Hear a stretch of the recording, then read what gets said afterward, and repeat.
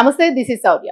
మంగ్లీ కేసుకి సంబంధించి కొన్ని ఇంకా కొత్త ఆధారాలు బయటకు వస్తూ ఉన్నాయి. మధుతోని మంగ్లీ అనే వార్త ఇప్పుడు ఎక్కువగా వినిపిస్తుంది. అలాగే ఇంట్లో వీడియోస్ గానీ, అలాగే కొన్ని తోటల్లోన పొలాలకి సంబంధించి ఇట్లాంటి వీడియోస్ కూడా బయటకు వస్తూ ఉన్నాయి. సో అసలు ఏంటి వాళ్ళ రిలేషను, ఏం జరుగుతుంది, అసలు ఆ వీడియోలకి వాళ్ళకి సంబంధం ఏముంటుంది, ఇదంతా కూడా మాట్లాడదాం. మనతో పాటు సీనియర్ జర్నలిస్ట్ దమ్ము బాలాజీ గారు.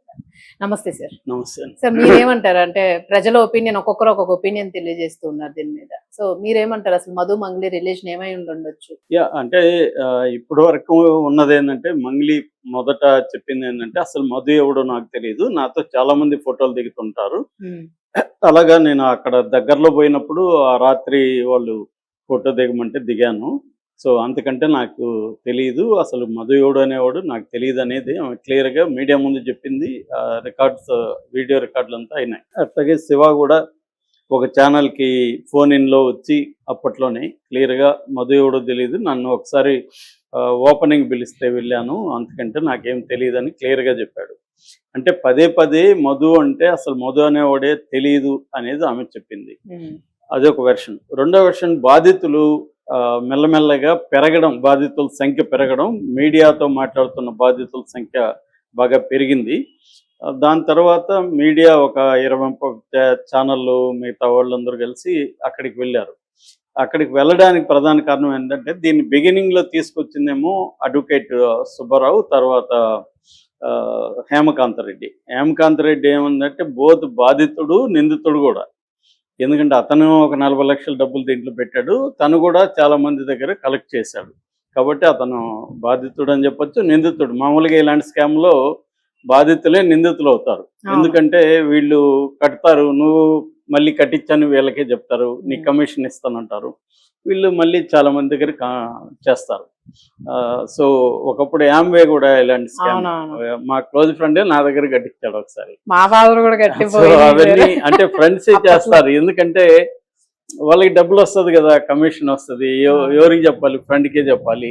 అంటే వాళ్ళేం మోసం చేస్తున్నట్టు అనుకోరు, ఇది మంచి స్కీమే అనుకొని మనం చేస్తాం కదా అని మనకు కూడా అడుగుతారు. సో అలాగా వాళ్ళు మునుగుతారు, మనల్ని ముంచినట్టు అవుతుంది. నిజానికి వాళ్ళు ముంచాలని ప్లాన్ ఉండకపోవచ్చు. అలాగే ఇప్పుడు హేమకాంత్ రెడ్డి కూడా చాలా మంది దగ్గర కట్టించాడు.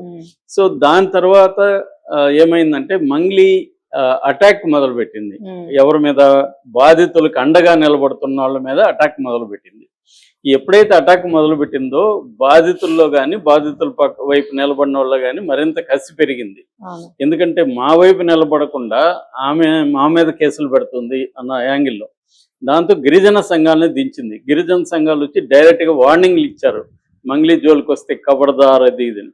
దాంతో గిరిజన సంఘాల్లోనే ఇంకొక వర్గం మంగ్లీ క్యాంటీగా ముందుకు వచ్చింది. ముఖ్యంగా సంపత్ నాయక్ కానీ, అశోక్ రాథోడ్ కానీ, తర్వాత వినోద్ నాయక్, అమ్మాయి ప్రత్యూష రాథోడ్, ఇలాగా వీళ్ళు ఏంటంటే మోర్ కొంత ఆర్గనైజ్డ్, కొంత ఉద్యమాలు చేసిన అనుభవాలు ఉన్నాయి, యూత్ కూడా వీళ్ళు. కాబట్టి వీళ్ళు కొంత ఆర్గనైజ్డ్గా చేయడం మొదలు పెట్టారు. ఈ ఆర్గనైజ్డ్ చేయడంలో ముఖ్యంగా బాధితుల వైపు నుంచి వాళ్ళు ఎక్కువగా బాధితులను తీసుకురావడం. రెండోది, వీళ్ళు కూడా గిరిజనులు కాబట్టి వీళ్ళని బెదిరించేదాన్ని, అదే గిరిజనేతరులు అయితే వాళ్ళు బెదిరించవచ్చు, గిరిజనులే కాబట్టి వీళ్ళని బెదిరించడం కష్టమైపోయింది. రెండోది, వీళ్ళకి కూడా ఆర్గనైజేషన్స్ ఉన్నాయి. ఇప్పుడు ఆ అబ్బాయి సంపత్ నాయక్ జనసేనలో ఉన్నాడు కాబట్టి అంత ఈజీ కూడా కాదు. ఇక నెక్స్ట్ ఏంటంటే, వీళ్ళు కొత్త ఆధారాలని కలెక్ట్ చేసే పనిలో పడ్డారు.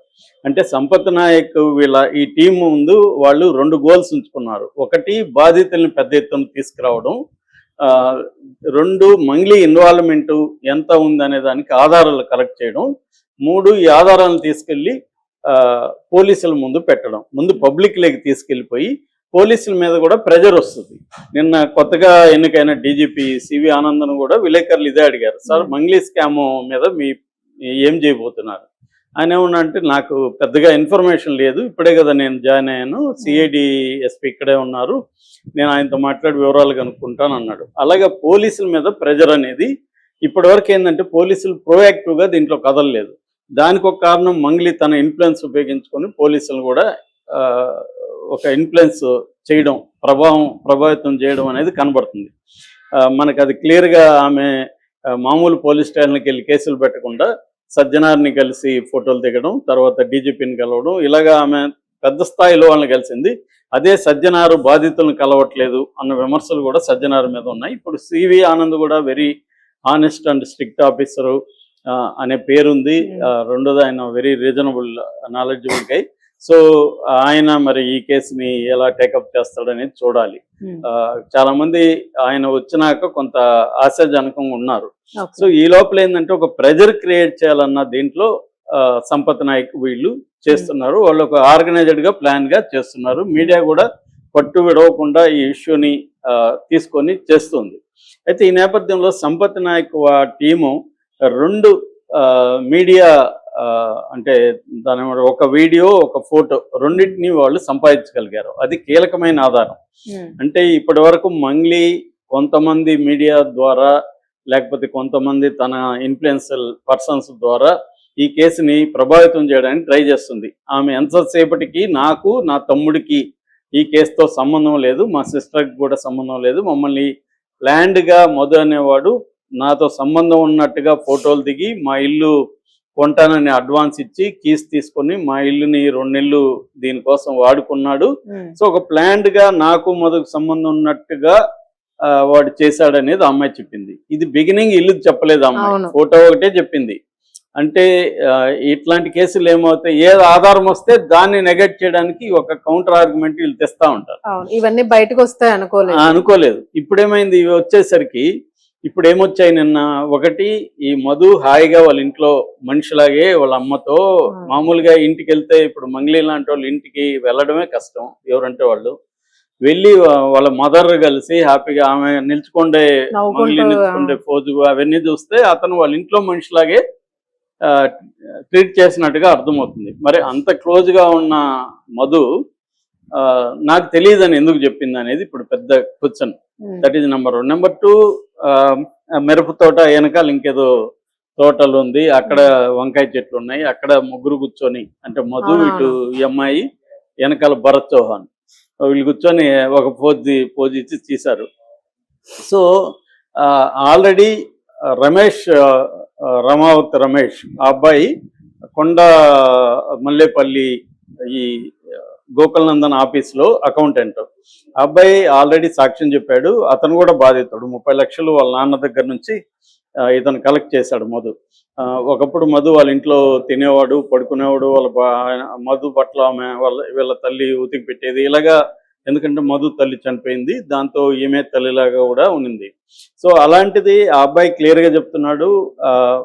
పదే శివ మా ఆఫీస్కి వచ్చాడు, మంగ్లీ కూడా 2 సార్లు వచ్చింది. ఒకసారి ఈవినింగ్ 6 గంటలకు క్లోజ్ చేసి వెళ్ళినాక మళ్ళీ పిలిచి నన్ను ఓపెన్ చేసి, అప్పటికి మంగ్లీ వచ్చింది, ఓపెన్ చేసి వెళ్ళిపో అన్నారు. అది అక్కడ ఏం జరిగిందో నాకు తెలియదని చెప్తున్నారు. అంటే క్లియర్గా మంగ్లీకి మధుకి సంబంధం ఉంది, శివాకి డైరెక్ట్గా సంబంధం ఉంది. మంగ్లీ బాధితులను ఎవరిని కలవలేదు, బాధితుల దగ్గరకు ఫోన్లు చేయడం కానీ బాధితుల్ని పెట్టమని కానీ మంగ్లీ అడగలేదు. శివ కూడా డైరెక్ట్గా బాధితులను అడగలేదు. కానీ శివాకి మంగ్లీకి మధుతో బాగా సంబంధాలు ఉన్నాయి. అవి లేవని మొన్నటి వరకు బుకాయించింది, ఇప్పుడు అడ్డంగా దొరికింది. అది కొంతమంది ఏదో అంటున్నారు. నేను ఏదా కాదా అనేది కూడా నేను కూడా టెస్ట్ చేశాను, చాలా మంది చేశారు. అది 100% ఒరిజినల్లే అని అన్ని మనం మామూలుగా ఇప్పుడు ఏదైతే ఇంటర్నెట్లో చెక్ చేయొచ్చు, అలా ఏదైతే చెప్పేస్తుంది. నేను అది కూడా చూసా. దాన్నే ఏఐగా మార్చి నేను మళ్ళీ దాంట్లో కొన్ని మార్పులు చేసి ఈ ఫోటోలో ఈ 2 ఇచ్చి ఇందులో ఏది ఏఐ ఏది ఒరిజినల్ చెప్పమంటే కూడా నేను మార్చింది ఏఐ అని చెప్పింది. అది ఒరిజినల్. ఎందుకు ఒరిజినల్ కూడా డీటెయిల్ గా అనాలిసిస్ కూడా ఉందన్నమాట.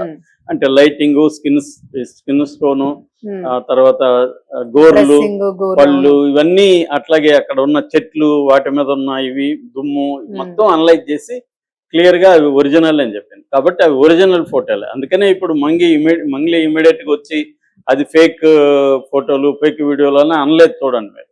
అంటే వీళ్ళు ధైర్యంగా ఉన్నారు, FSLకి పంపించండి అని చెప్పి.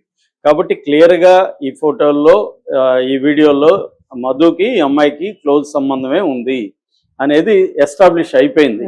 సో అది ఒకటి. రెండవది, ఎకనామిక్ అఫెన్సెస్ వింగ్లో మధుని కస్టడీకి తీసుకొని మధు అకౌంట్లను వాళ్ళు పరిశీలిస్తున్నారు. ఈ మధు అకౌంట్లలో ఎవరెవరికి డబ్బులు పోయిందని 3 సార్లు శివాకి శివ అకౌంట్కి డబ్బులు పోయిందని ఇమీడియట్ గా మరుసటి రోజే శివ విత్డ్రా చేశాడనేది పోలీసులకి వచ్చినట్టుగా చెప్తున్నారు.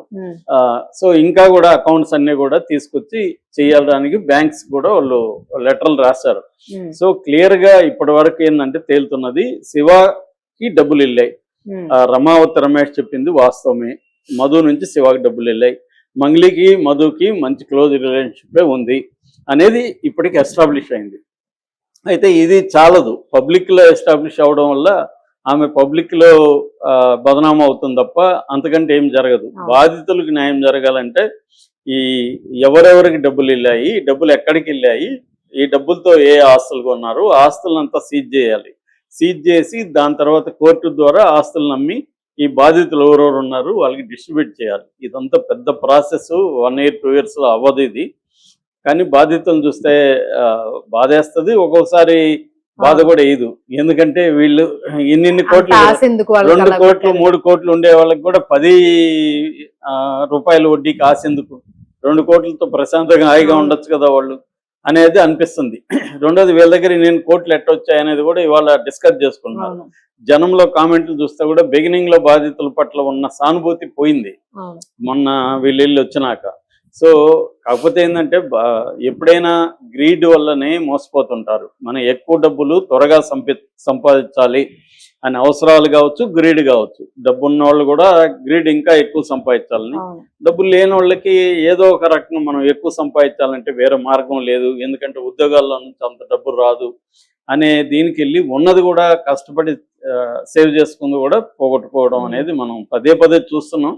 పదే చూసినా కూడా మోసపోతూనే ఉన్నారు. ముఖ్యంగా వీళ్ళు ట్రైబల్ కావడం, వీళ్ళకి పెద్ద ఎక్స్పోజర్ లేకపోవడం, రెండోది తమలో ఒకడే ఇది స్టార్ట్ చేయడం, ఇలాగా అనేక కారణాల వల్ల కూడా వాళ్ళు మోసపోవడానికి అనేక కారణాలు కూడా ఉన్నాయి. అంటే వీళ్ళ మధు అంటే టీము చాలా ప్లాన్డ్ గా, చాలా జాగ్రత్తగా వాళ్ళని బొట్లో వేసుకోవడం అనేది కనబడుతుంది. ఏదేమైనా ప్రభుత్వమే దీని మీద సీరియస్ గా తీసుకొని చేయాలి. ఇప్పుడు నేను చాలాసార్లు చెప్పాను, మల్టిపుల్ ఇన్వెస్టిగేటివ్ ఏజెన్సీలు కాకుండా, అంటే సిఐడి, ఈఓడబ్ల్యూ, మామూలు నల్గొండ పోలీసులు ఇలాగ కాకుండా ఇదంతా ఒకే అంబ్రెల్లా ఇన్వెస్టిగేషన్ టీం తీసుకొచ్చి చేస్తే గానీ ఇది సాల్వ్ కాదు. Thank you.